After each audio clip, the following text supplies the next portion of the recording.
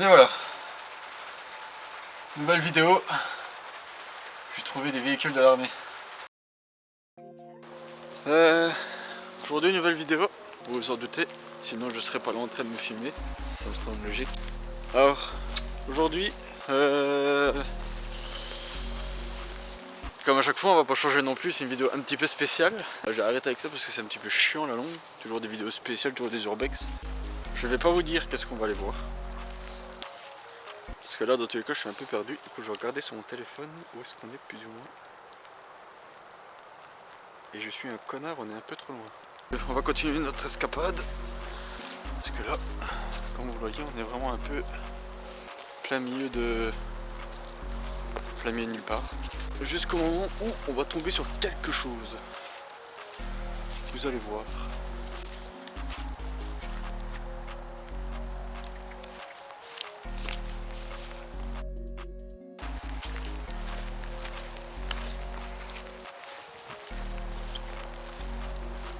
Alors en plus, j'ai eu la très bonne idée de venir ici.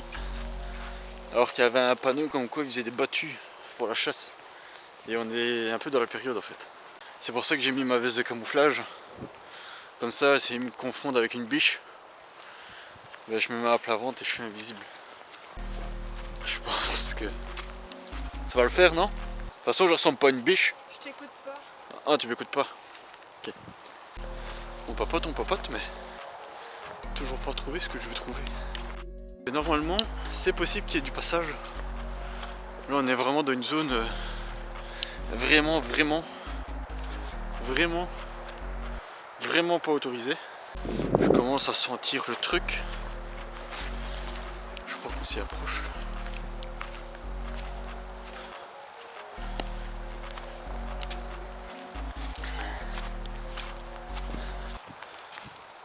Pour...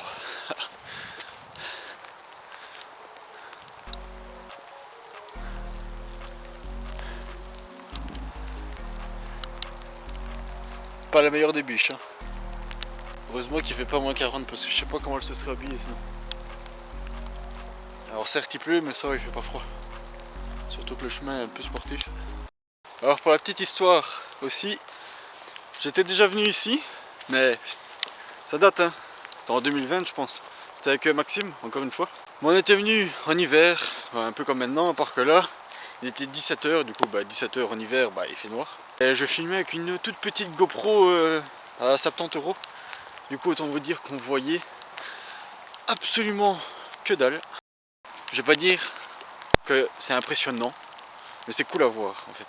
Pour vous mettre un petit peu l'eau à la bouche. Bon après moi ça m'emballe, vous je sais pas, mais moi ça m'emballe. Il y a déjà ça par exemple. Alors ça commence par ça, mais il n'y a pas que ça.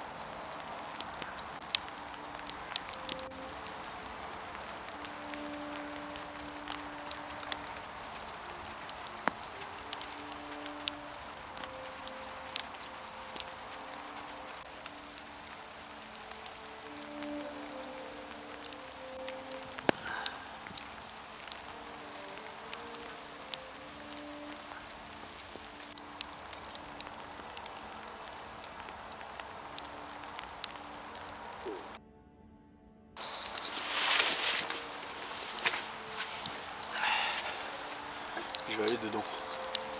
Bon, on a la caméra, ça fait de galère. Du coup, je vais la déposer ici.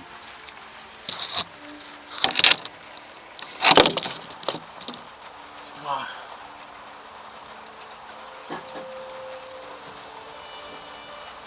Hop.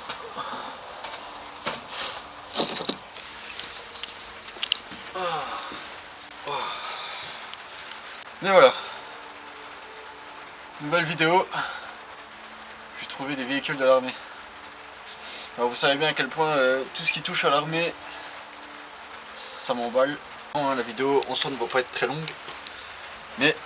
En tout cas ici ça m'emballe de ouf. Oh putain le siège, il m'éclate le cul.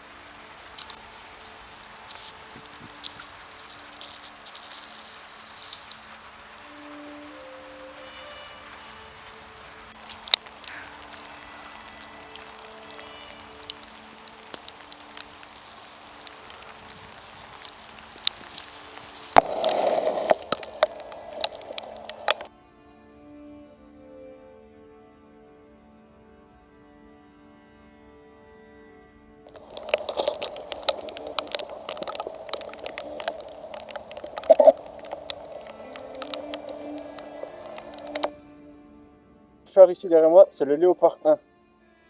Alors c'est un char allemand. Ceux qui me connaissent, vous allez sourire du coup. C'est un char allemand que l'armée belge a utilisé juste après la guerre en fait. Alors pourquoi Léopard? J'en sais strictement rien du tout. Mais il faut savoir que les Allemands, ils avaient un peu l'habitude de nommer leurs chars avec des noms d'animaux. Durant la Deuxième Guerre mondiale, hein, beaucoup. Ben, il y avait le panthère, le tigre 2, le léopard. Ils ont fait le guépard, le Mauve, le rat qui était un prototype qui était beaucoup trop gros, il était énorme. D'ailleurs, je vous mets des photos, mais savoir le rat, c'est déconné, c'est abusé. Ferdinand Porsche. Porsche, ça vous dit sûrement quelque chose, c'est la fameuse marque de voiture. Alors oui, Ferdinand Porsche, c'est le créateur de Porsche. Et le frérot Ferdinand, il a aussi créé des véhicules, mais des véhicules pour la guerre à l'époque. Et alors, ils ont fait un char à son effigie, le Ferdinand.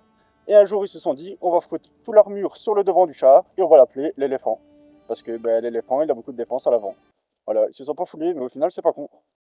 C'était la petite astuce, comme ça, au soir, vous allez dormir un peu moins bête grâce à votre youtubeur préféré. Abonnez-vous.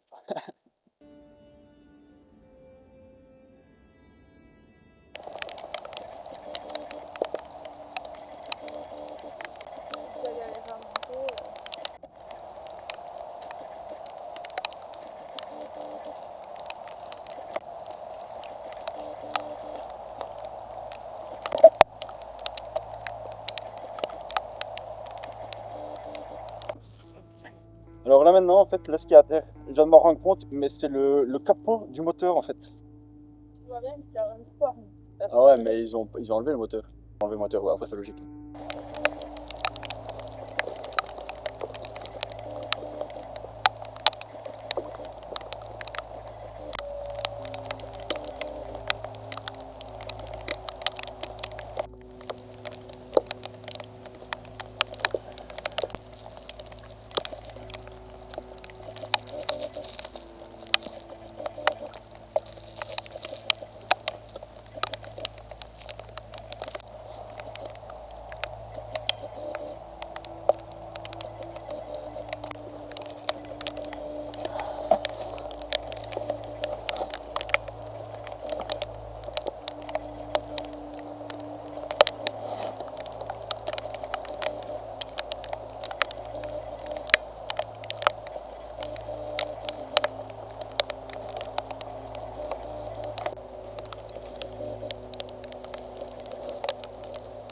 Et il pleut quand même fort maintenant.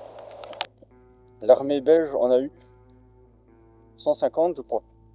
150 ou 50, je sais pas exactement. Mais ils en ont envoyé à l'Ukraine pour, pour qu'ils puissent se défendre contre le conflit Ukraine-Russie.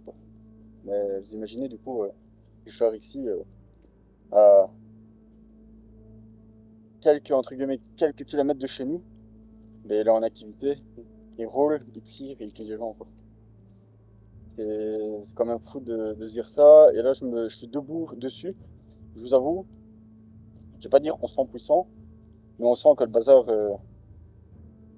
il est blindé quoi. Et c'est un truc de l'après-guerre. Donc, c'est pas, il est bien, Mais imaginez que maintenant, dans les années 2000, on a fait des chars qui sont beaucoup plus performants, beaucoup plus blindés et beaucoup plus avancés niveau technologiquement, quoi. Et quand on se rend compte de ça, on se dit punaise quand même. J'aimerais pas me retrouver là dans le champ et que le frérot ici qui me vise, quoi.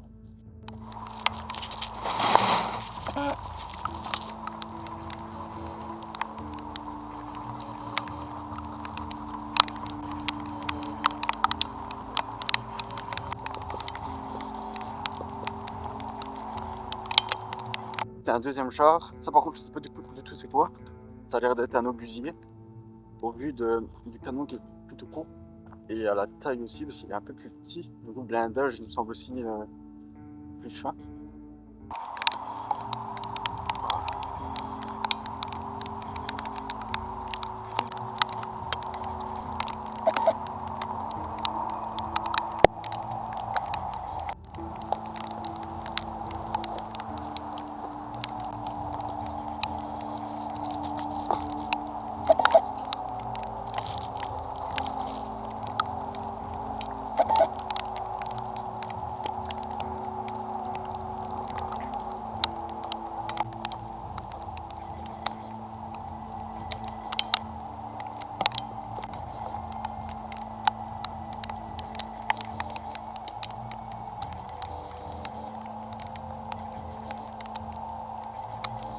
Alors maintenant vous allez me dire, qu'est-ce que foutent ces véhicules ici en plein milieu d'un champ?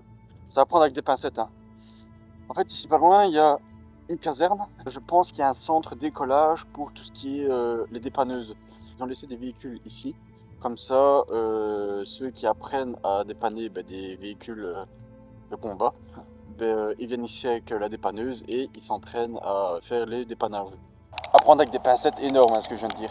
Je suis absolument pas sûr, mais je pense, parce qu'en plus, sur le petit char qu'il y a là, et je sais pas si vous avez vu, mais sur le côté en blanc, il fait écrit centre d'écolage, caserne, je vais même pas suivi après. Mais du coup, ça tiendrait un cheveu. Si, je sens que j'ai des gouttes de partout qui tombent de partout. Puis je vais voir un peu plus loin, voir s'il n'y a pas un ou deux chars qui traînent ou qui se cachent. Et après, on va partir sur une pleine vidéo, hein. Je le sens bien, qu'est-ce que t'en penses? En plus, je suis en train de prendre ma douche, t'as pas pris de savon?